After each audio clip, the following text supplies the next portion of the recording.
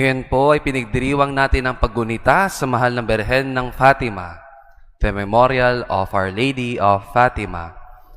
Ayon sa tradisyon, noong May 30, 1917, ang ating inang Birheng Maria ay nagpakita sa tatlong bata, sila Lucia dos Santos, Francisco Marto at Jacinta Martos sa Fatima sa bansang Portugal. At kada 13 buwan mula Mayo hanggang Oktubre ng parehong taon na iyon, ay nagpakita sa kanila ang ating inang Birheng Maria upang ipalaganap ang tatlong napakahalagang mensahe.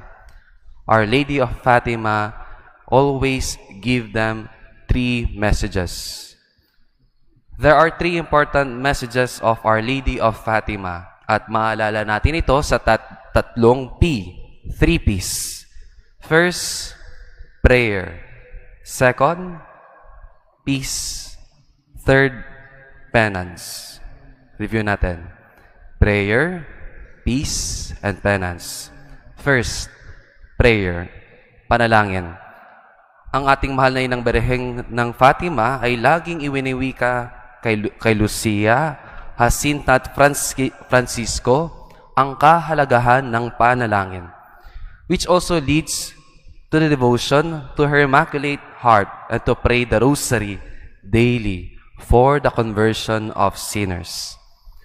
Ang panalangin natin sa paglorosaryo ay ang ating sandata sa buhay Kristiyano. Kaya wag po kayong mapagod magdasal ng rosaryo kada araw dahil ang ating ina ay laging pinapaalala, manalangin tayo lagi ng rosaryo. First, prayer. Second is peace, kapayapaan. Ang mahal na Birheng ng Fatima ay nagpapaalala na kung hindi magbabalik loob at hindi magdadasal ang lahat, ay magkakaroon ng digmaan at napakahirap makamtan ang kapayapaan dito sa mundo. To have peace here on earth, we need to be steadfast in prayer and renewal of our life through penance. Kung gusto niyong kapayapaan dito sa mundo, manalangin, magbalik loob. Kung gusto niyo magkaroon ng kapayapaan sa lugar ninyo, sa mismong bahay ninyo, manalangin, magbalik loob. Kung gusto niyo ng katahimikan at kapayapaan sa inyong mga puso, manalangin, magbalik loob sa ating Diyos. Review tayo. First, prayer. Second, peace.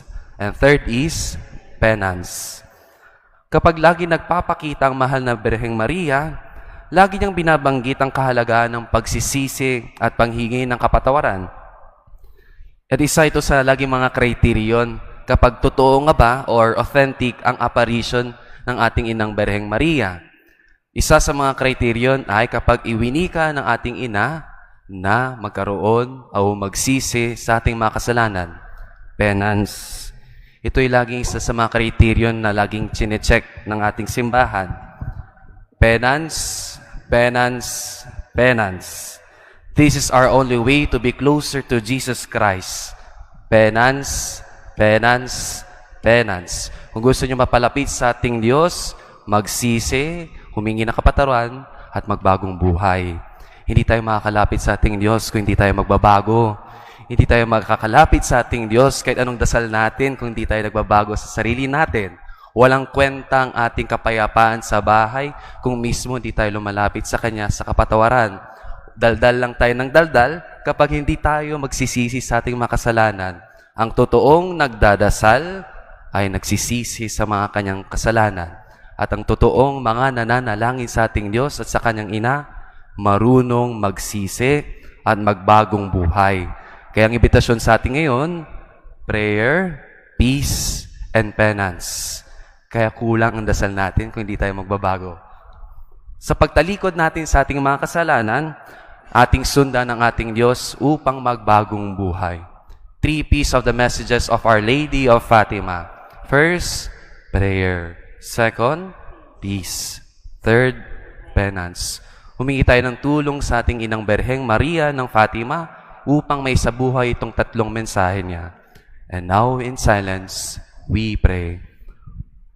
O my Jesus, forgive us our sins, Save us from the fires of hell, and lead all souls to heaven, especially those most in need of thy mercy, now and forever. Amen.